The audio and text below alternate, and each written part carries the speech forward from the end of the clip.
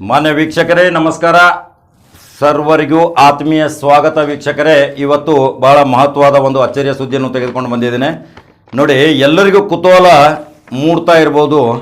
ಗೋಕಾಕ ಮತಕ್ಷೇತ್ರದ ಜಾರಕಿಹೊಳಿ ಸಾಮ್ರಾಜ್ಯ ಮತ್ತು ಜಾರಕಿಹೊಳಿ ಇತಿಹಾಸ ಕೆಲವು ಜನರಿಗೆ ಯಾರಿಗೂ ಗೊತ್ತಿಲ್ಲ. ಯಾಕಂದರೆ ಅವರು ಬಾಲ್ಯದಲ್ಲಿ ಏನು ಮಾಡಿದರು, ಬಾಲ್ಯಾವಸ್ಥೆಯಿಂದ ಯಾವ ರೀತಿ ಅವರು ರಾಜಕೀಯಕ್ಕೆ ಪ್ರವೇಶ ಪಡ್ಕೊಂಡ್ರು, ಯಾವ ರೀತಿಯ ಅಡೆತಡೆಗಳನ್ನು ಎದುರಿಸಿ ಅವರು ಮುನ್ನುಗ್ಗಿ ರಾಜ್ಯದ ಉನ್ನತ ಚುಕ್ಕಾಣಿ ಹಿಡಿಯುವಂಥ ಪರಿಸ್ಥಿತಿ ನಿರ್ಮಾಣ ಆಯಿತು ವೀಕ್ಷಕರೇ.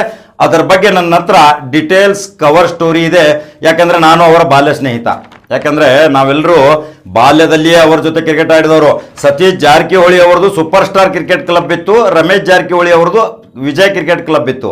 ಯಾಕಂದರೆ ಅಲ್ಲಿ ಇಮಾಮ್ ಮಂಡ್ಗಿ, ಮುನ್ನಾ ಕೋತ್ವಾಲ್, ಭರತ್ ಕುರುಳಿ ಅಂತ ಮಹಾನುಭಾವರಿದ್ದರು. ಮುನ್ನಾ ಕೋತ್ವಾಲ್ ಒಂದು ಅಪಘಾತದಲ್ಲಿ ತೀರ್ಕೊಂಡು ಹೋದರು. ಯಾಕಂದರೆ ಬಹಳ ಜಾರಕಿಹೊಳಿ ಕುಟುಂಬದ ಕ್ರಿಕೆಟ್ ಪ್ರೇಮಿ ಅವನು. ಒಂದು ಸಾರಿ ಘಟಪ್ರಭಾ ಕ್ರಿಕೆಟ್ ಗ್ರೌಂಡ್ದಲ್ಲಿ ಭರತ್ ಕುರುಳಿ ವಿಕೆಟ್ ಕೀಪರ್ ಆದಾಗ ಸತೀಶ್ ಜಾರಕಿಹೊಳಿ ಅವರು ಬ್ಯಾಟಿಂಗ್ ಮಾಡ್ತಾ ಇದ್ರು. ಹಿಟ್ ವಿಕೆಟ್ ಆದಾಗ ಅಲ್ಲಿ ಒಂದು ವಿಸ್ಮಯ ವಾತಾವರಣವಾಯಿತು. ಅಂಪೈರ್ ಯಾವ ನಿರ್ಣಯ ಕೊಟ್ಟ ತಕ್ಷಣ ಸತೀಶ್ ಜಾರಕಿಹೊಳಿ ದಿಗ್ಮೂಢರಾಗಿ ಎಲ್ಲರೂ ಒಂದು ಗುಂಪು ಸೇರುವಂಥ ಒಂದು ಹಳೆ ಘಟನೆ ಇದು. ಇವೆಲ್ಲ ಬಾಲ್ಯಾವಸ್ಥೆಯಲ್ಲಿ ಯಾವ್ಯಾವ ಘಟನೆಗಳು ಜರುಗಿ ಹೋದವು.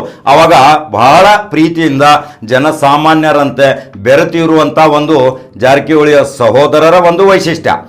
ಅವರು ರಾಜಕೀಯ ಪ್ರವೇಶ ಮಾಡಿದ್ದು ಒಂದು ಅದ್ಭುತ ಘಟನೆ ನೋಡಿ. ಅರಬಾವಿ ಕ್ಷೇತ್ರದಲ್ಲಿ VS ಕೌಜಲಗಿಯವರ ಬಲಾಢ್ಯ ಸಾಮ್ರಾಜ್ಯ 25 ವರ್ಷಗಳಿಂದ 5-6 ಸಾರಿ ಶಾಸಕರಾಗಿ, ಸ್ಪೀಕರ್ ಆಗಿ, ಅನೇಕ ಉನ್ನತ ಮಂತ್ರಿ ಸ್ಥಾನವಾಗಿ, ಪರಿಣಾಮ ಸರ್ಕಾರದ ಮೇಲೆ ಒಂದು ಪ್ರಭಾವ ವ್ಯಕ್ತಿಯಾಗಿ ಬೆಳ್ಕೊಂಡಿದ್ರು. ಸಮಸ್ಯೆ ಏನಾಯಿತು? ಈ ಕಡೆ LS ನಾಯ್ಕ್ ಇದ್ರು, ಚಂದ್ರಶೇಖರ್ ಗುಡ್ಡಕಾಯಿ ಇದ್ರು, ಚಂದ್ರಶೇಖರ್ ನಾಯ್ಕ್ ಇದ್ರು, ಅನೇಕ ಮಹಾನುಭಾವರು ಇಲ್ಲಿ ಶಾಸಕರಾಗಿ ಹೋದ್ರು. 2 ಸಾರಿ 3 ಸಾರಿ ಆಗಿ ಹೋದ್ರು. ಚಂದ್ರಶೇಖರ್ ನಾಯ್ಕ್ ಜಾರಕಿಹೊಳಿ ಅವರ ಬೆಂಬಲದಿಂದ 1 ಸಾರಿ ಶಾಸಕರಾಗಿದ್ರು. ಇವೆಲ್ಲ ಘಟನೆಗಳನ್ನು ನೋಡಿದರೆ ಜಾರಕಿಹೊಳಿ ಅವರ ಮೊಟ್ಟ ಮೊದಲ ಪ್ರವೇಶ ಯಾವ ರಾಜಕಾರಣದಲ್ಲಿ? ಅವರು ಮೊಟ್ಟ ಮೊದಲ ನಗರಸಭೆಯಲ್ಲಿ ಕೈ ಹಾಕಿಬಿಟ್ರು. ನಗರಸಭೆ ಕೈ ಹಾಕಲಿಕ್ಕೆ ಅವರಿಗೆ ಒಂದು ಯಾವ ಪ್ರಚೋದನೆ ಆಯಿತು ಗೊತ್ತಾ? ನಾವ್ಯಾಕೆ ಜನ ಸುಧಾರಣೆಯತ್ತ ನಾವು ಕೈ ಹಾಕಬೇಕು ಅಂತ ರಾಜಕೀಯ ಚುಕ್ಕಾಣಿ ಹಿಡಿಯಲಿಕ್ಕೆ ರಾಜಕೀಯ ಕ್ಯಾಪ್ಟನ್ ಅಂದರೆ ಜಾರಕಿಹೊಳಿ ಕುಟುಂಬದಲ್ಲಿ ಸತೀಶ್ ಜಾರಕಿಹೊಳಿ. ಸತೀಶ್ ಜಾರಕಿಹೊಳಿ ಜಾಣ ರಾಜಕಾರಣಿ. ಚಿಕ್ಕ ವಯಸ್ಸು, ರಮೇಶ್ ಜಾರಕಿಹೊಳಿಗಿಂತಲೂ ಚಿಕ್ಕ ವಯಸ್ಸಿದ್ರು ಸಹಿತ ರಾಜಕಾರಣದ ಹೊಸ ತಿರುವು ಮೂಡಿಸಿದ, ಮೈಲುಗಲ್ಲು ಸ್ಥಾಪಿಸಿದ, ಅಡಿಪಾಯ ಹಾಕಿದಂಥವ್ರು ಯಾರು? ಸತೀಶ್ ಜಾರಕಿಹೊಳಿ. ನಗರಸಭೆ ಪ್ರವೇಶ ಮಾಡಿದ ತಕ್ಷಣ ನಗರಸಭೆ ಅವರಿಗೆ ಸಂಪೂರ್ಣ ಜನ ಬೆಂಬಲದೊಂದಿಗೆ ಚುಕ್ಕಾಣಿ ನಗರಸಭೆ ಅವರ ಕೈಯಲ್ಲಿ ಬಂತು. ಅನೇಕ ಸುಧಾರಣೆ ಕ್ರಮಗಳು ಸ್ಟಾರ್ಟ್ ಆದವು. ಅನೇಕ ಅಭಿವೃದ್ಧಿ ಕಾರ್ಯಕ್ರಮಗಳು ಹರಿಕಾರ ಆಗಿಬಿಟ್ರು. ಇಷ್ಟೊಂದು ಬೆಳೆದು ಬಿಟ್ರು ಸತೀಶ್ ಜಾರಕಿಹೊಳಿ ಅವರು. ಆಮೇಲೆ ನೆಕ್ಸ್ಟ್ ಸ್ಟೆಪ್ ಅವ್ರದ್ದು ಎಲ್ಲಿಗೆ ಬಂತು? ಬಲಾಢ್ಯ 25 ವರ್ಷಗಳಿಂದ VS ಕೌಜಲಗಿಯ ಸಾಮ್ರಾಜ್ಯದ ಸಹಕಾರಿ ಸಕ್ಕರೆ ಕಾರ್ಖಾನೆ ಪ್ರಭಾ ಶುಗರ್ ಘಟಪ್ರಭಾ. ಆ ಘಟಪ್ರಭಾ ಪ್ರಭಾ ಶುಗರ್ ಸಕ್ಕರೆ ಕಾರ್ಖಾನೆಯ ಬಲಾಢ್ಯ ಹಿಡಿತವನ್ನು VS ಕೌಜಲಗಿ ಅವರು ಸ್ಥಾಪನೆ ಮಾಡಿದ್ರು.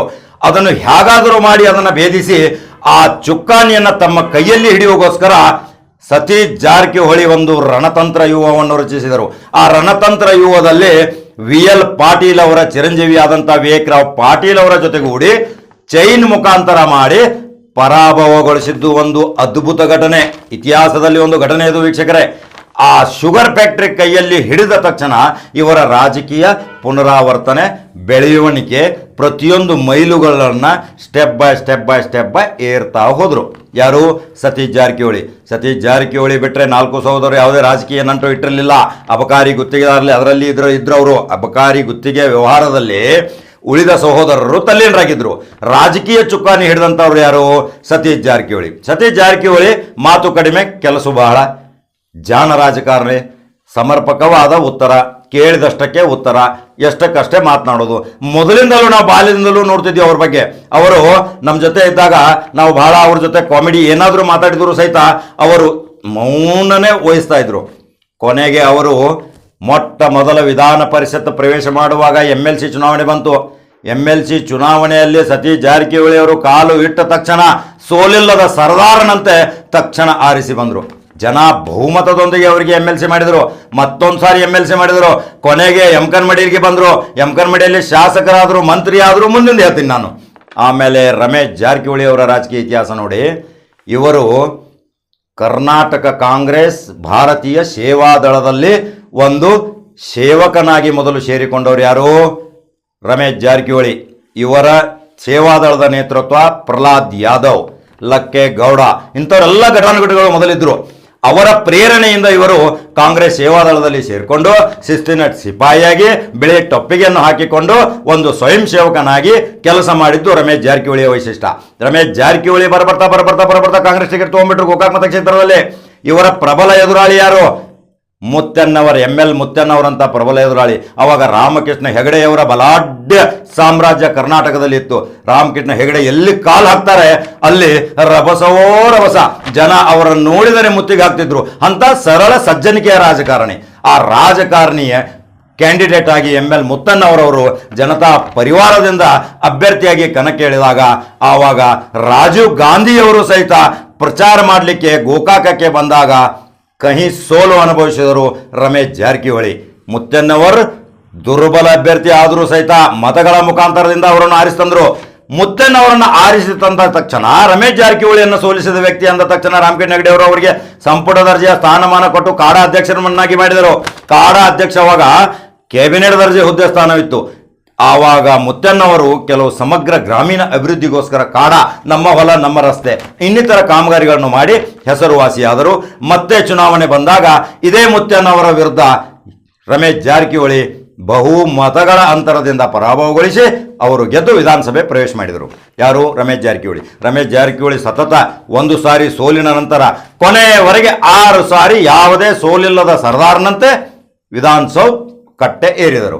ಆ ವಿಧಾನಸೌಧ ಕಟ್ಟೆ ಏರಿದ ತಕ್ಷಣ ಅವರು ಮಂತ್ರಿಯಾದರು, ಸಂಪುಟ ದರ್ಜೆ ಸ್ಥಾನಮಾನ ತೆಗೆದುಕೊಂಡರು, ಉನ್ನತ ದರ್ಜೆ ಹುದ್ದೆಗಳನ್ನು ಪಡೆದುಕೊಂಡರು. ಈ ಕಡೆ ಸತೀಶ್ ಜಾರಕಿಹೊಳಿ ಅವರ ಬಲಾಢ್ಯ ಸಂಘಟನಾ ಶಕ್ತಿ ಆಯಿತು. ಯಾಕೆಂದರೆ ಇವ್ರದ್ದೊಂದು ವೈಶಿಷ್ಟ್ಯ ನೋಡಿ, ಅನೇಕ ಸಂಘ ಸಂಸ್ಥೆಗಳ ಜೊತೆ ನಿಕಟ ಸಂಪರ್ಕ. ಯುವಕರ ಪಡೆಯೊಂದಿಗೆ ಸಂಘ ಸಂಸ್ಥೆಗಳು, ಯುವಕ ಸಂಘಗಳು ಕ್ರೀಡೆಯಲ್ಲಿ, ಮನರಂಜನೆಯಲ್ಲಿ, ಸಾಂಸ್ಕೃತಿಕದಲ್ಲಿ, ಕ್ರಿಕೆಟ್ ಅಭಿಮಾನಿಗಳಾಗಿ ಪ್ರತಿಯೊಂದು ಕಬಡ್ಡಿ ಆಟ ಹಿಡಿದು ವಾಲಿಬಾಲ್ ಆಟ ಪಂದ್ಯಾವಳಿಗಳನ್ನು ಹಿಡಿದು ಬಲಾಢ್ಯ ಶಕ್ತಿಶಾಲಿ ವ್ಯಾಯಾಮ ಮಾಡುವಂಥ ಅನೇಕ ಪೈಲ್ವಾನರನ್ನು ಸಹಿತ ತಂದು ಇಲ್ಲಿ ಗೋಕಾಕಕ್ಕೆ ಅಂತಾರಾಷ್ಟ್ರೀಯ ಕ್ರೀಡೆಗಳನ್ನ ಮಾಡಿದಂಥ ಕೀರ್ತಿ ಯಾರು? ಜಾರಕಿಹೊಳಿ ಸಹೋದರಿಗೆ. ಅದರಲ್ಲಿ ಮೊದಲಿಗರು ಸತೀಶ್ ಜಾರಕಿಹೊಳಿ. ಈ ಇಂಥ ಕಠಿಣ ಪರಿಸ್ಥಿತಿಯಲ್ಲಿಯೂ ಸಹಿತ ಅವರು ಹೊಸ ಪ್ರತಿಭೆಗಳನ್ನು ಬೆಳಕಿಗೆ ತಂದು ಪ್ರತಿಯೊಂದು ಒಂದು ಅದ್ಭುತ ಕಾರ್ಯಗಳನ್ನು ಮಾಡಿದಂಥ ಜಾರಕಿಹೊಳಿ ಅವರ ಸಹೋದರದ ಒಂದು ಇತಿಹಾಸ. ಜಾರಕಿಹೊಳಿ ಸಹೋದರರಿಗೆ DCC ಬ್ಯಾಂಕ್ದಲ್ಲಿ ಪ್ರವೇಶ ಮಾಡಿ ಅಲ್ಲಿ ಅವರು ಗೆಲುವು ಸಾಧಿಸಿದರು, ಅದನ್ನು ಕಬ್ಜಾ ತಗೊಂಡ್ರು. ಅವರಿಗೆ ಪ್ಲಸ್ ಪಾಯಿಂಟ್ ಏನು?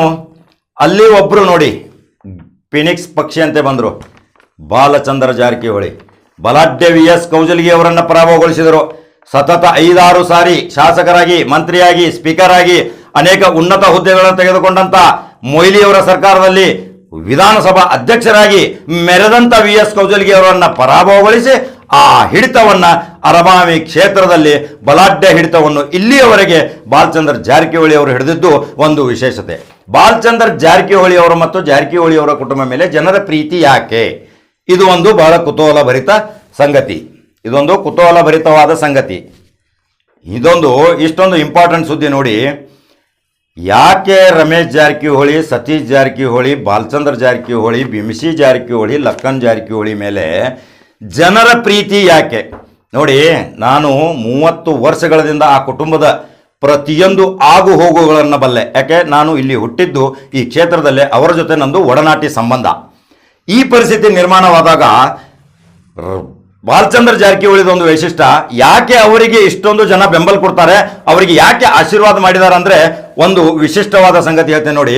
ಹೃದಯ ವಿದ್ರಾವಕ ಘಟನೆಗಳಿಂದ ಬಳಲುತ್ತಿರುವ ಹೃದಯ ಆಪರೇಷನ್ಗಳಿಗೆ ದಾನ ನೀಡಿದಂಥ ಬಾಲಚಂದ್ರ ಜಾರಕಿಹೊಳಿ, ಅನೇಕ ಕಾಂಪ್ಲಿಕೇಶನ್ ಆಪರೇಷನ್ಗಳಿಗೆ ದಾನ ನೀಡಿದಂಥ ಬಾಲಚಂದ್ರ ಜಾರಕಿಹೊಳಿ, ಡಿಲಿವರಿ ಪೇಷಂಟ್ಗಳನ್ನ ಆಗಲಾರದಂಥ ಸಿಜರಿನ್ದಲ್ಲಿ ಬಡವರಿಗೆ, ಕಡು ಬಡವರಿಗೆ ದಾನ ನೀಡಿದಂಥ ಬಾಲಚಂದ್ರ ಜಾರಕಿಹೊಳಿ ಅರಬಾವಿ ಕ್ಷೇತ್ರದ ದಾನಶೂರ ಕರ್ಣ ಎಂದು ಹೆಸರು ಪಡೆದುಕೊಂಡಂತ ಒಬ್ಬ ಅದ್ಭುತ ಅಪರೂಪದ ವ್ಯಕ್ತಿತ್ವ ಹೊಂದಿದಂಥ ಬಾಲಚಂದ್ರ ಜಾರಕಿಹೊಳಿ. ಇವತ್ತು ಬಾಲಚಂದ್ರ ಜಾರಕಿಹೊಳಿ ಮತ್ತು ಜಾರಕಿಹೊಳಿ ಕುಟುಂಬ ಮೇಲೆ ಯಾಕೆ ಜನರ ಆಶೀರ್ವಾದ ಇದೆ ಅಂದರೆ ಅವರು ಮಾಡಿದಂಥ ಉಪಕಾರದ ಕೆಲಸಗಳು. ಇವತ್ತು ನೋಡಿ, ಗೋಕಾಕ್ ಕ್ಷೇತ್ರದಲ್ಲಿ ಒಂದು ಮಂದಿರ ನೋಡಿ, ಒಂದು ಮಸೀದಿ ನೋಡಿ, ಒಂದು ಚರ್ಚ್ ನೋಡಿ, ಒಂದು ಗುಡಿ ಗುಂಡಾರ ನೋಡಿ, ಒಂದು ಜಾತ್ರೆ ವೈಶಿಷ್ಟ್ಯಗಳನ್ನು ನೋಡಿ, ನೀವು ಮಾಡುತ್ತಿರುವ ಸಾಂಸ್ಕೃತಿಕ ಕಾರ್ಯಕ್ರಮಗಳ ಬಗ್ಗೆ ನೋಡಿ, ಪ್ರತಿಯೊಂದರಲ್ಲಿ ಜಾರಕಿಹೊಳಿ ಅವರ ದಾನ ಇಲ್ಲದಿದ್ದರೆ ಅದು ನಡೆಯೋದಿಲ್ಲ. ಪ್ರತಿಯೊಂದು ಗುಡಿ ಗುಂಡಾರಗಳಲ್ಲಿ ಅವರ ಹೆಸರು ಕೇಳಿ ಬರುತ್ತೆ. ಪ್ರತಿಯೊಂದು ಗಂಟೆಯ ನಿನಾದ ಹೇಗೆ ಗುಡಿಯಲ್ಲಿ ಬಾರಿಸುತ್ತದೆಯೋ ಆ ರೀತಿ ಜಾರಕಿಹೊಳಿ ಅವರ ಸಹಾಯದ ಹಸ್ತವೂ ಬಾರಿಸುತ್ತದೆ. ಇದು ಒಂದು ವೈಶಿಷ್ಟ್ಯ. ಕ್ರಮೇಣ ನೋಡಿ, ಉದ್ಯೋಗಸ್ಥಕ್ಕಾಗಿ ಎಷ್ಟೋ ಜನರು ನಮ್ಮ ಮಕ್ಕಳಿಗೆ ಉದ್ಯೋಗ ಇಲ್ಲ, ನಮ್ಮ ಸ್ಕೂಲಿಗೆ ಫೀಸ್ ಇಲ್ಲ ಅಂತ ಹೇಳಿದಾಗೂ ಸಹಿತ ಬಾಲಚಂದ್ರ ಮತ್ತು ರಮೇಶ್ ಜಾರಕಿಹೊಳಿ ದಾನ ಮಾಡಿದ ಕರ್ಣರು. ಮತ್ತೊಂದು ವೈಶಿಷ್ಟ್ಯ ಹೇಳ್ತೀನಿ, ಇಡೀ ಗೋಕಾಕ ತಾಲೂಕಿನ ಎಲ್ಲ ಮತದಾರರಿಗೆ ಲಕ್ಷಾಂತರ ರೂಪಾಯಿ ಇನ್ಶೂರೆನ್ಸ್ ಪೇಮೆಂಟ್ ಮಾಡಿದಂಥ ಈ ಜಾರಕಿಹೊಳಿ ಕುಟುಂಬ ಕರ್ನಾಟಕ ರಾಜ್ಯದಲ್ಲಿ 224 ಕ್ಷೇತ್ರಗಳಲ್ಲಿ ಒಂದೇ ಕ್ಷೇತ್ರ ಗೋಕಾಕದಲ್ಲಿ ಮಾಡಿದ್ದು. ಅದರ ನಂತರ ಸಂತೋಷ್ ಲಾಡ್ ಅವರು ಬಳ್ಳಾರಿಯಲ್ಲಿ ತಮ್ಮ ಕ್ಷೇತ್ರದಲ್ಲಿ ಎಲ್ಲ ಮತದಾರರಿಗೆ ಒಂದು ಇನ್ಶೂರೆನ್ಸ್ ಮಾಡಿ ಅವರು ಯಾವುದೇ ಅಪಘಾತದಲ್ಲಿ ಮರಣ ಹೊಂದಿದರೆ 2 ಲಕ್ಷ, ಅಪಂಗವಾದರೆ 1 ಲಕ್ಷ ಅಂತ ಆ ಪೇಮೆಂಟ್ ಪ್ರೀಮಿಯಂ ಅನ್ನ ಜಾರಕಿಹೊಳಿ ಕುಟುಂಬ ತುಂಬಿದ್ದು ಅವರ ಚಾರಿಟೇಬಲ್ ಟ್ರಸ್ಟ್ದಿಂದ ಇಂಥ ಒಂದು ಅದ್ಭುತ ಕಾರ್ಯಗಳನ್ನು ಮಾಡಿದಂಥವ್ರು ಯಾರು? ಈ ಜಾರಕಿಹೊಳಿ ಸಹೋದರರು. ಜಾರಕಿಹೊಳಿ ಸಹೋದರರ ಬಗ್ಗೆ ಕೆಲವರು ಊಹಾಪೋಹಗಳನ್ನ ನಡೆಸ್ತಾರೆ, ಇಲ್ಲ ಸಲ್ಲದ ವಿರೋಧಿಗಳ ಕುತಂತ್ರಗಳನ್ನ ನಡೆಸುತ್ತಾರೆ. ಅದು ಕುತಂತ್ರಗಳನ್ನ ನಡೆಸುವುದು ಟೀಕೆ ಮಾಡೋರು ಬೇಕು. ಟೀಕೆ ಮಾಡಲಿಲ್ಲ ಅಂದರೆ ಜಾರಕಿಹೊಳಿ ಕುಟುಂಬ ಎಚ್ಚರಗೊಳ್ಳೋದಿಲ್ಲ. ಅವರಿಗೆ ಟೀಕೆ ಮಾಡಿದ್ದು ಒಳ್ಳೆಯದನೇ ಆಯಿತು. ಅವರು ಯಾವಾಗ ಜನ ಅವರಿಗೆ ಹೆಚ್ಚು ಟೀಕೆ ಮಾಡ್ತಾ ಹೋದರು, ಅವರು ತಮ್ಮ ಮೈಲಿಗಲ್ಲನ್ನು ಮೇಲೆ ಹೋಗ್ತಾ ಹೋಗ್ತಾ ಹೋಗ್ತಾ ಹೋಗ್ತಾ ಒಂದು ಅಪರೂಪದ ವ್ಯಕ್ತಿಗಳಾಗಿ ಹೋದರು. ಕರ್ನಾಟಕ ರಾಜ್ಯದಲ್ಲಿ ವಿರೋಧ ಪಕ್ಷದ ನಾಯಕ AK ಸುಬ್ಬಯ್ಯ ಅವರಿದ್ದಾಗ, ನಾನು ವಿಧಾನಸಭೆಯಲ್ಲಿದ್ದಾಗ ಮೊಟ್ಟ ಮೊದಲ ಬಾರಿಗೆ ಕರ್ನಾಟಕ ರಾಜ್ಯದಲ್ಲಿ ಬಿಜೆಪಿ ಕಮಲ ಅರಳಿಸಿದವರು ಡಾಕ್ಟರ್ VS ಆಚಾರ್, ಉಡುಪಿ ಮತಕ್ಷೇತ್ರದಿಂದ. ವೀಕ್ಷಕರೇ ನೋಡಿ, ಈ ಇತಿಹಾಸ ಎಲ್ಲರೂ ಬಲ್ಲವರಾಗಿರಬೇಕು, ಎಲ್ಲರಿಗೂ ಅನುಭವ ಇರಬೇಕು. ಈ ಇತಿಹಾಸ ಯಾವಾಗಲೂ ಅಳಿಸಿ ಹೋಗುವುದಿಲ್ಲ ವೀಕ್ಷಕರೇ. ಆವಾಗ AK ಸುಬ್ಬಯ್ಯ ವಿರೋಧ ಪಕ್ಷದ ನಾಯಕರಾದರು, VS ಆಚಾರ್ ಅರಳ ಕಮರಿಸಿದವರು. ಇಂಥವೆಲ್ಲ ಘಟನೆಗಳು ವಿದ್ಯಮಾನಗಳು ಕರ್ನಾಟಕ ರಾಜ್ಯದಲ್ಲಿ ಎಂತಿಂಥ ಬಸವಣ್ಣಪ್ಪನಂತ ಆಹಾರ ಮತ್ತು ಪೂರೈಕೆ ಇಲಾಖೆ, ನಾಗರಿಕ ಪೂರೈಕೆ ಇಲಾಖೆ ಮಂತ್ರಿ ಇದ್ರು, ಅಬ್ದುಲ್ ನಜೀರ್ ಸಾಬ್ನಂತ ಕುಡಿಯುವ ನೀರ ಗ್ರಾಮೀಣಾಭಿವೃದ್ಧಿಗಳ ಮಂತ್ರಿ ಇದ್ರು. ಅಂತ ಅಪರೂಪಕರ ರಾಜಕಾರಣಿಗಳು ಇಂದು ನಮ್ಮ ಮುಂದೆ ಇಲ್ಲ. ಇವತ್ತು ದಿಢೀರ್ ಶ್ರೀಮಂತರಾಗಬೇಕು, ವಾಮ ಮಾರ್ಗದಿಂದ ದುಡ್ಡು ಗಳಿಸಬೇಕು, ರಾಜಕೀಯ ಪೈಪೋಟಿಗಾಗಿ ಏನೆಲ್ಲ ಸಾಧನೆ ಅಸಾಧನೆ ಘಟನೆ ಅಹಿತಕರ ಘಟನೆ ಮಾಡಲಿಕ್ಕೆ ಇವತ್ತು ವಿಧಾನಸಭೆಗಳು ಪ್ರಮುಖ ಅಡ್ಡೆಗಳಾಗಿ ಹೋಗಿವೆ. ತಾವು ಪ್ರತಿನಿತ್ಯ ಪತ್ರಿಕೆಗಳಲ್ಲಿ ಮಾಧ್ಯಮಗಳಲ್ಲಿ ನೋಡುತ್ತಿರಬೇಕು ವಿಶೇಷತ. ಯಾಕಂದರೆ ನಾನು ಈ ಜಾರಕಿಹೊಳಿ ಕುಟುಂಬದ ವೈಶಿಷ್ಟ್ಯ ಯಾಕೆ ಹೇಳ್ತಾ ಇದ್ದೀನಿ ಅಂದರೆ, ಇವರು ಭವಿಷ್ಯದ ಇತಿಹಾಸಕಾರರಾಗಿ, MLC ಆಗಿ, 6 ಬಾರಿ ಶಾಸಕರಾಗಿ ಅನೇಕ ಕಠಿಣ ಪರಿಸ್ಥಿತಿಗಳನ್ನ ಎದುರಿಸಿ ಇವತ್ತು ರಾಜ್ಯದ ಒಂದು ಉನ್ನತ ಸ್ಥಾನಕ್ಕೆ ಬಂದಿದ್ದಾರೆ. ಅಂದರೆ ಇವರ ಸಾಮ್ರಾಜ್ಯದ ಭದ್ರಕೋಟೆ ಹೊಡೆಯಲಿಕ್ಕೆ ಇನ್ನು ಮುಂದೆ ಯಾರಿಗೂ ಸಾಧ್ಯ ಇಲ್ಲ ಅನ್ನೋದು ನಿನ್ನೆ ಮೊನ್ನೆ ನಡೆದಂಥ ಈ ಬೈ ಇಲೆಕ್ಷನ್ದಲ್ಲಿ ಅವರು 30,000 ಮತಗಳ ಅಂತರದಿಂದ ಆರಿಸಿ ಬಂದದ್ದು ಒಂದು ವಿಶೇಷತೆ. ಸುಪ್ರೀಂ ಕೋರ್ಟ್ ಅನರ್ಹರು, ಜನತಾ ನ್ಯಾಯಾಲಯದಲ್ಲಿ ಅರ್ಹರಾದರು. ಇದು ಒಂದು ಅದ್ಭುತ. ಜನ ಯಾಕೆ ಜಾರಕಿಹೊಳಿ ಅವರನ್ನ ಪ್ರೀತಿ ಮಾಡ್ತಾರೆ, ಜಾರಕಿಹೊಳಿ ಅವರನ್ನ ನಂಬ್ತಾರೆ ಯಾಕೆ? ಕಳೆದ ಜಾರಕಿಹೊಳಿ ಕುಟುಂಬ ರಾಜಕಾರಣದಲ್ಲಿ ಇಲ್ಲದಿದ್ದಾಗ ಪ್ರತಿ ಗ್ರಾಮದಲ್ಲಿ ಕೆಲವು ಮರಿ ಪುಡಾರಿಗಳಿದ್ರು, ಬಡ್ಡಿ ಮಾಫಿಯಾಗಳಿದ್ರು. ಗೌಡ್ಕಿತನದಿಂದ ತಮ್ಮ ಗ್ಯಾಂಗ್ಸ್ಟರ್ಗಳನ್ನ ಮಾಡಿ ಬಡವರ ಹೊಲಗಳನ್ನು ದೋಚಿಕೊಂಡು ಅವರಿಗೆ 5,000 ರೂಪಾಯಿ ಸಾಲ ಕೊಟ್ಟು 50,000 ರೂಪಾಯಿ ಅಂತ ಬರ್ಸ್ಕೊಂಡು ಒಂದು ಮೋಸದ ವಂಚನೆಯ ಜಾಲ ಒಂದು ಪಸರಿಸಿತ್ತು. ಇದನ್ನ ಎಲ್ಲ ಘಟನೆಗಳನ್ನು ನೋಡ್ತಾ ನೋಡ್ತಾ ನೋಡ್ತಾ ನೋಡ್ತಾ ಬಾಲಚಂದ್ರ ಜಾರಕಿಹೊಳಿ ಅವ್ರ ಹತ್ರ, ಸತೀಶ್ ಜಾರಕಿಹೊಳಿ ಅವ್ರ ಹತ್ರ, ರಮೇಶ್ ಜಾರಕಿಹೊಳಿ ಅವ್ರ ಹತ್ರ ತಮ್ಮ ಬಡವರು ತಮ್ಮ ದುರ್ದುಗ್ಧಮಾನ ತೆಗೆದುಕೊಂಡು ಹೋದಾಗ ಅಲ್ಲಿ ಪ್ರತಿಯೊಂದು ಪರಿಹಾರ ಕ್ರಮಗಳನ್ನು ಅವರು ಅನುಸರಣೆ ಮಾಡಿ ಪ್ರತಿಯೊಬ್ಬರಿಗೂ ನ್ಯಾಯ ಧರ್ಮತೆಯ ದೇಗುಲವಾಗಿ ಒಂದು ರಕ್ಷಾ ಕವಚವಾಗಿ ನಿಂತಿದ್ದು ಅದು ಒಂದು ಇತಿಹಾಸ. ಆ ಮರಿ ಪುಡಾರಿಗಳು ಇವತ್ತು ನೋಡಿ ಗೋಕಾಕ್ ಕ್ಷೇತ್ರ ಮತ್ತು ಅರಮಾಯನ್ ಕ್ಷೇತ್ರದಲ್ಲಿ ಯಾರೂ ಇಲ್ಲ. ಯಾವುದೇ ನ್ಯಾಯಾಲಯ ಮತ್ತು ಪೊಲೀಸ್ ಸ್ಟೇಷನ್ ನೋಡಿದರೆ ಜಾರಕಿಹೊಳಿ ಅವರ ಮನೆಗಳು ಇವತ್ತು ನ್ಯಾಯಾಲಯ ಮತ್ತು ಪೊಲೀಸ್ ಠಾಣೆಗಳಾಗಿವೆ. ನ್ಯಾಯ ಸಿಗುತ್ತದೆ ಅಂತ ಜನ ಅಲ್ಲಿ ಹೋಗಿ ನಿಲ್ಲುತ್ತಾರೆ. ಅವರ ಬಾಲ್ಯದಿಂದಲೂ ಹಿಡಿದು ಪ್ರತಿಯೊಂದು ಅವರ ಘಟನೆಗಳೊಂದಿಗೆ ಈ ಒಂದು ವಿಶೇಷ ವರದಿ ಕವರ್ ಸ್ಟೋರಿ ಇದೆ ವೀಕ್ಷಕರೇ. ಅವರು ಯಾವಾಗಲೂ ಇನ್ನು ಕೆಲವೇ ಕ್ಷಣಗಳಲ್ಲಿ, ಕೆಲವೇ ದಿನಗಳಲ್ಲಿ, ಕೆಲವೇ ತಿಂಗಳಲ್ಲಿ ಕರ್ನಾಟಕ ರಾಜ್ಯದ ಮುಖ್ಯಮಂತ್ರಿಯ ಸ್ಥಾನ ಪಡೆಯಲಿಕ್ಕೆ ಜಾರಕಿಹೊಳಿ ಕುಟುಂಬದಲ್ಲಿ ಯಾರು ಅರ್ಹರು ಅಂದ್ರೆ ಸತೀಶ್ ಜಾರಕಿಹೊಳಿ ಅವರು. ಅದನ್ನ ಯಾಕೆ ಹೇಳ್ತೀನಿ ಅಂದ್ರೆ, ಕಳೆದ 20 ವರ್ಷಗಳ ಹಿಂದೆ ನಾನು ಪ್ರಿಂಟ್ ಮೀಡಿಯಾದಲ್ಲಿ ಇದ್ದಾಗ ನಾನು ಒಂದು ಮುಂದಿನ ಕರ್ನಾಟಕ ರಾಜ್ಯದ ಧ್ರುವತಾರೆಯಾಗಿ ನಕ್ಷತ್ರದ ಪ್ರತಿಬಿಂಬವನ್ನು ತೆಗೆದು ಪ್ರಖರವಾದ ಬೆಳಕು ತೆಗೆದುಕೊಂಡು ಬಂದಂತ ಅವರು ಯಾರು ಅಂದ್ರೆ ಸತೀಶ್ ಜಾರಕಿಹೊಳಿ ಅವರು ಕರ್ನಾಟಕ ರಾಜ್ಯದ ಮುಖ್ಯಮಂತ್ರಿ ಆಗುತ್ತಾರೆ ಅಂತ ನಾನು ಲೇಖನ ಬರೆದಿದ್ದು ಸಹಿತ ನನ್ನ ಇತಿಹಾಸದ ಪುಟಗಳಲ್ಲಿದೆ ವೀಕ್ಷಕರೇ. ಅವರು ರಮೇಶ್ ಜಾರಕಿಹೊಳಿಗಿಂತಲೂ ಮುಖ್ಯಮಂತ್ರಿ ಆಗಲು ಸತೀಶ್ ಜಾರಕಿಹೊಳಿ ಅವರು ಮುಂಚೂಣಿಯಲ್ಲಿ ಇದ್ದಾರೆ. ಅವರೂ ರಾಷ್ಟ್ರೀಯ ಪಕ್ಷದಲ್ಲಿದ್ದಾರೆ, ರಮೇಶ್ ರಾಷ್ಟ್ರೀಯ ಪಕ್ಷದಲ್ಲಿದ್ದಾರೆ. ಯಾವ ತಿರುವು ಪಡೆಯುತ್ತೆ ಒಟ್ಟಾರೆ ಕರ್ನಾಟಕ ರಾಜ್ಯದ ಜಾರಕಿಹೊಳಿ ಸಾಮ್ರಾಜ್ಯ ಕರ್ನಾಟಕಕ್ಕೆ ಅಷ್ಟೇ ಪಸರಿಸಿಲ್ಲ, ಇಡೀ ದೇಶದಲ್ಲಿ ಪಸರಿಸಿದೆ. ಅವರ ಅಭಿಮಾನಿಗಳು ವಿದೇಶದಿಂದಲೂ ಇದ್ದಾರೆ. ಯಾಕಂದ್ರೆ ಮೊನ್ನೆ ಬೈ ಇಲೆಕ್ಷನ್ದಲ್ಲಿ ರಷ್ಯಾದಿಂದ ಯಾರೋ ಒಬ್ರು ಬಂದ್ರು, ಅಮೆರಿಕಾದಿಂದ ಒಬ್ರು ಯಾರೋ ವಿದೇಶಿಗರು ಬಂದ್ರು.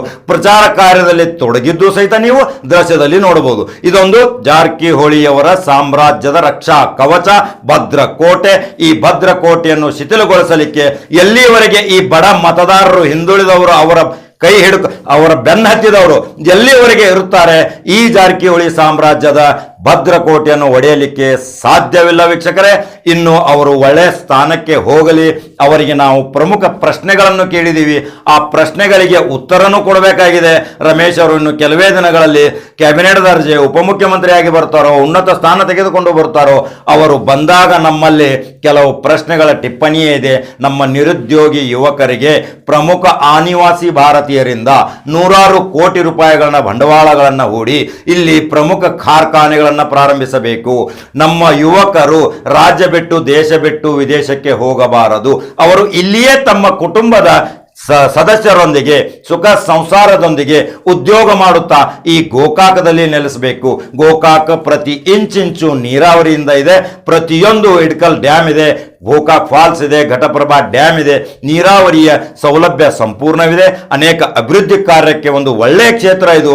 ಇಲ್ಲಿ ಅವರು ಪ್ರಮುಖ ಕಾರ್ಖಾನೆಗಳನ್ನು ಮಾಡಿ ಒಳ್ಳೆಯ ಒಂದು ಅಭ್ಯುದಯ ಕ್ಷೇತ್ರವನ್ನಾಗಿ 224 ಕ್ಷೇತ್ರಗಳಲ್ಲಿ ಇದೊಂದು ಮಾದರಿ ಕ್ಷೇತ್ರವನ್ನಾಗಿ ಮಾಡಲಿ ಅನ್ನೋದೇ ನಮ್ಮ ನಂಬರ್ 1 ಚಾನಲ್ ಆಶಯ. ಜಾರಕಿಹೊಳಿ ಕುಟುಂಬಕ್ಕೆ ಬಲಾಢ್ಯ ಶಕ್ತಿಯ ಹಿಂದಿರುವ ಕೈವಾಡ ಏನು ವೀಕ್ಷಕರೇ? ನಿಮಗೂ ಬಹಳ ಕುತೂಹಲ ಆಗ್ತಾ ಇರಬೇಕು. ಇವರಿಗೆ ಶಕ್ತಿ ಯಾರು? ಇವರಿಗೆ ಗುರುಗಳು ಯಾರು? ರಾಜಕೀಯವನ್ನು ಕಲಿಸಿದವರು ಯಾರು? ಇವರಿಗೆ ಹಿಂದಿರುವ ಒಂದು ಯಾರ ಬಲಾಢ್ಯ ಶಕ್ತಿ ಇದೆ ಅಂತ ಬಹಳ ಕುತೂಹಲ ಆಗ್ತಿರ್ಬೇಕು ನಿಮಗೆ. ಇವರಿಗೆ ಬಲಾಢ್ಯ ಶಕ್ತಿ ಅಂದರೆ ಪ್ರಮುಖವಾಗಿ ಇವರಿಗೆ ಪ್ರೇರಣೆ ಕೊಂಡಂತ ಇವರ ತಂದೆ ತಾಯಿಗಳು. ಎರಡನೆಯದ್ದು ಗೋಕಾಕದ ತಾಯಿ ಮಹಾಲಕ್ಷ್ಮಿ. ಆ ಲಕ್ಷ್ಮೀ ತಾಯಿಯ ಪಾದಕ್ಕೆ ಎರಗಿ ಯಾವುದೇ ಕೆಲಸಕ್ಕೆ ಇವರು ಹೋಗಬೇಕಾದ್ರೆ ಮೊದಲು ಅಲ್ಲಿ ಹೋಗಿ ಭೇಟಿ ಕೊಡ್ತಾರೆ. ಅದೊಂದು ತಾಯಿ ಸಾಕ್ಷಿ, ತಂದೆ ತಾಯಿ ಸಾಕ್ಷಿ.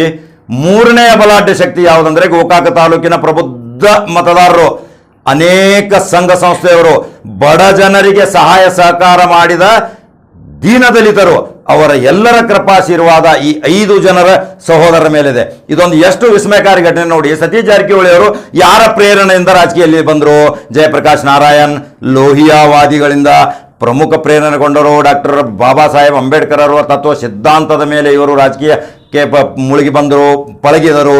ರಾಜಕೀಯದ ಮೈಲಿಗಲ್ಲು ಸಾಧಲಿಕ್ಕೆ ಸತೀಶ್ ಜಾರಕಿಹೊಳಿ ಬಹಳ ಅಧ್ಯಯನ ಮಾಡಿ ಬಂದ್ಬಿಟ್ರು. ಅವರಿಗೆ ಮತ್ತೊಂದು ವಿಶೇಷತಾ ಪ್ರೇರಣೆ ಪದೇ ಪದೇ ಅವರ ಮನಸ್ಸಿನಲ್ಲಿ ಇರುತ್ತೆ. ಅದು ಆಸಾಂ ಗಣಪರಿಷತ್ ಅಂತ ಒಂದು ಇಂಜಿನಿಯರಿಂಗ್ ಟೆಕ್ನಾಲಜಿ ಹುಡುಗ, ಆಸಾಂದಲ್ಲಿ ಇಂಜಿನಿಯರಿಂಗ್ ಸ್ಟೂಡೆಂಟ್ಸ್ ಅವರು ಇನ್ನೂ ಕಲಿಯೋದು, ಇನ್ನೂ ಉತ್ತೀರ್ಣ ಆಗಿರಲಿಲ್ಲ, ಆಗಿರಲಿಲ್ಲ ಅವ್ರದ್ದು.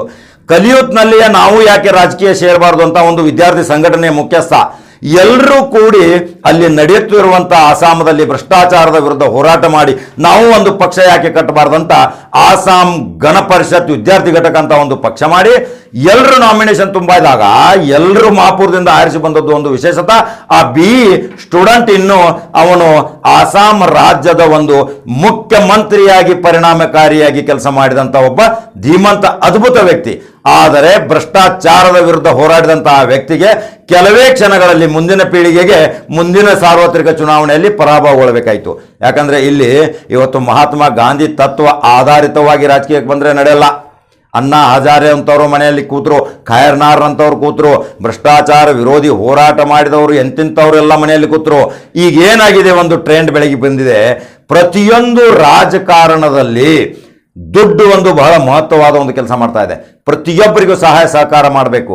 ಎಲ್ಲಿಂದ ಮಾಡಬೇಕು, ಯಾವ ರೀತಿಯಿಂದ ಮಾಡಬೇಕು, ಅನೇಕ ರೀತಿಯ ಸಂಪನ್ಮೂಲಗಳನ್ನು ಕ್ರೋಢೀಕರಣ ಮಾಡಿದಾಗ ಮಾತ್ರ ಅವರ ಆಸೆಗಳನ್ನ ನಾವು ನೆರವೇರಿಸಬಹುದು. ಜನರು ಸಹಿತ ಎಲ್ಲರೂ ಸರ್ಕಾರದ ಮೇಲೆ ಅವಲಂಬಿತರಾಗಿ ಕೂತಿದ್ದಾರೆ. ಪ್ರತಿಯೊಂದು ಕೆಲಸಗಳನ್ನ ಸರ್ಕಾರ ಮಾಡೋದಿಲ್ಲ. ಆ ಸರ್ಕಾರ ಮಾಡೋದು ನಿಮ್ಮ ಕೆಲವು ಸೌಲಭ್ಯಗಳಿಗೆ ಮಾತ್ರ. ಏನೋ ಒಂದು ಘಟನೆ ಆದರೆ ಸರ್ಕಾರ ಕೊಡಬೇಕು ಇದೆಲ್ಲ ಈ ಪ್ರವೃತ್ತಿಯನ್ನು ಬಿಡಬೇಕು ರಾಜಕಾರಣದಲ್ಲಿ. ಯಾಕಂದರೆ ರಾಜಕಾರಣ ಬಹಳ ಒಂದು ಮಾರಾಟದ ವಸ್ತುವಾಗಿ ನಮಗೆ ಸಹಾಯ ಸಹಕಾರ ನೀಡುತ್ತೆ ಅಂತ ನಾವು ಅದನ್ನು ಅವಲಂಬಿತರಾಗಿ ಕೂಡಬಾರ್ದು. ನಮ್ಮ ಸ್ವಯಂ ಪ್ರೇರಣೆಯಿಂದ, ನಮ್ಮ ಸ್ವಯಂ ಶಕ್ತಿಯಿಂದ ನಾವು ದುರ್ಬಲರಾಗದೆ ಒಂದು ಪ್ರಬುದ್ಧವಾಗಿ ಅನೇಕ ರೀತಿಯ ಒಂದು ಹೋರಾಟ ಮಾಡಿ ಒಂದು ಮನಸ್ಸಿನಿಂದ, ಒಮ್ಮನಸ್ಸಿನಿಂದ, ತೋಳಬಲದಿಂದ ಒಂದು ನಾವು ಗಟ್ಟಿಯಾಗಿ ದುಡಿಯುವ ಒಂದು ಶಕ್ತಿಯನ್ನು ಮಾರ್ಪಾಡು ಮಾಡ್ಕೊಂಡ್ಬಿಟ್ರೆ ಇದೊಂದು ರಾಜಕಾರಣದಲ್ಲಿ ಒಂದು ಪ್ರಬುದ್ಧವಾಗಿ ಬೆಳೆಯುವುದು. ವೀಕ್ಷಕರೇ, ಇದು ಬಹಳ ಮಹತ್ವವಾದ ಸುದ್ದಿ. ಇಂಥ ಒಂದು ಅನೇಕ ಘಟನೆಗಳು ಜಾರಕಿಹೊಳಿ ಸಾಮ್ರಾಜ್ಯದಲ್ಲಿ ಅನೇಕ ರೀತಿಯ ಆಗು ಹೋಗಗಳು ಹೋದವು. ಸತೀಶ್ ಜಾರಕಿಹೊಳಿ ಅವರು ರಾಜಕೀಯಕ್ಕೆ ಬಂದ ತಕ್ಷಣ ಕಲೆಯಲ್ಲಿ ಮುನ್ನುಗ್ಗಿ ಹೋದರು, ಸಾಂಸ್ಕೃತಿಕ ಕಾರ್ಯಕ್ರಮಗಳಲ್ಲಿ ಮುನ್ನುಗ್ಗಿದರು, ಅನೇಕ ಅಭಿವೃದ್ಧಿ ಕಾರ್ಯಗಳಲ್ಲಿ ಮುನ್ನುಗ್ಗಿದರು. ರಮೇಶ್ ಜಾರಕಿಹೊಳಿ ಅವರು ಅನೇಕ ಅಭಿವೃದ್ಧಿ ಕಾರ್ಯಗಳನ್ನು ಮಾಡಿ ಅವರು ತಮ್ಮ ಉನ್ನತ ಸ್ಥಾನಕ್ಕೆ ಹೋಗಿಬಿಟ್ರು. ಭೀಮ್ಸಿ ಜಾರಕಿಹೊಳಿ ಅವರು ರಾಜಕಾರಣದಲ್ಲಿ ಸ್ವಲ್ಪ ದಿನ ಬಂದು ಮತ್ತೆ ಅವರು ಶೈಕ್ಷಣಿಕ ರಂಗದಲ್ಲಿ ಬಂದು ಅನೇಕ ಶೈಕ್ಷಣಿಕ ದೊಡ್ಡದ ಮಹಾನ್ ಸಂಸ್ಥೆಗಳನ್ನು ನಿರ್ಮಾಣ ಮಾಡಿಬಿಟ್ರು. ಸಣ್ಣವರು ಈಗ ಲಖನ್ ಜಾರಕಿಹೊಳಿ ಅವರು ಉದ್ಯೋಗಪತಿಗಳಾಗಿ ತಮ್ಮ ಉದ್ಯೋಗ ವ್ಯಾಪಾರ ದೃಷ್ಟಿಯಿಂದ ಅವರೂ ಒಂದು ರಾಜಕೀಯದಲ್ಲಿ ರುಚಿ ಕಂಡವರು. ಇಂಥ ಪ್ರತಿಯೊಬ್ಬರು ಅವರಲ್ಲಿ ರಾಜಕೀಯ ಪೈಪೋಟಿಯಲ್ಲಿ ಇದ್ದವರು. ಅವರು ಎಲ್ಲರೂ ಇನ್ನಿಲ್ಲ, ಮುಂದೆ ಪ್ರತಿಯೊಬ್ಬರು 3 ಜನ ಒಂದೇ ಕುಟುಂಬದಲ್ಲಿ MLAಗಳಾಗಿದ್ದದ್ದು ಇತಿಹಾಸ ಆಗಿದೆ. 5 ಜನ MLA ಯಾಕೆ ಆಗಬಾರ್ದು ಅನ್ನೋದು ಇಡೀ ವಿಶ್ವವೇ ನೋಡುತ್ತಿದೆ. ವೀಕ್ಷಕರೇ, ಇದು ಬಹಳ ಮಹತ್ವವಾದ ಸುದ್ದಿ. ಇನ್ನು 2ನೇ ಭಾಗದಲ್ಲಿ ಕೆಲವೇ ದಿನಗಳಲ್ಲಿ ಮತ್ತು ಇನ್ನೊಂದು ಸ್ವಲ್ಪ ಅವರದ್ದು ರಾಜಕೀಯ ಇತಿಹಾಸವನ್ನು ತೆಗೆದುಕೊಂಡು ಬರುತ್ತೇನೆ. ವೀಕ್ಷಕರೇ, ನಮ್ಮ ನಂಬರ್ 1 ಚಾನಲ್ ನಿಮಗೆ ಚೆನ್ನಾಗಿ ಅನಿಸಿದರೆ ಲೈಕ್ ಮಾಡಿ. ಚೆನ್ನಾಗಿ ಅನಿಸಲಿಲ್ಲ ಅಂದರೆ, ಏನಾದರೂ ಅದರಲ್ಲಿ ತಪ್ಪು ತಡೆ ಇದ್ದರೆ ಕಮೆಂಟ್ ಮುಖಾಂತರ ನಮ್ಮನ್ನು ತಿದ್ದುಪಡಿ ಮಾಡಿ. ಅದನ್ನು ಸಹಿತ ನಾವು ತುಂಬ ಹೃದಯದಿಂದ ಸ್ವಾಗತ ಮಾಡುತ್ತೇವೆ. ಈ ಚಾನಲ್ ನಿಮ್ಮದು, ಈ ಆಸ್ತಿ ನಿಮ್ಮದು. ಇದನ್ನು ಬೆಳೆಯಬೇಕು, ಬೆಳೆಸುವ ಹಠ ನಮಗಿದೆ, ನೋಡು ಚಟ ನಿಮಗಾಗಬೇಕು. ವೀಕ್ಷಕರೇ, ಇವತ್ತಿನ ಮಹತ್ವವಾದ ಜಾರಕಿಹೊಳಿ ಸಾಮ್ರಾಜ್ಯದ ವಿಷಯವನ್ನು ಬಹಿರಂಗವಾಗಿ ಹೇಳಿದ್ದೇನೆ. ಇದನ್ನು ನೀವು ಎಷ್ಟು ಜನ ಲೈಕ್ ಮಾಡ್ತೀರಾ ನಾನು ನೋಡ್ತೀನಿ. ವೀಕ್ಷಕರೇ, ನಮಸ್ಕಾರದೊಂದಿಗೆ ಮತ್ತೆ 2ನೇ ಸ್ಟೋರಿಯೊಂದಿಗೆ ಬರುತ್ತೇನೆ. ವೀಕ್ಷಕರೇ, ನಮಸ್ಕಾರ.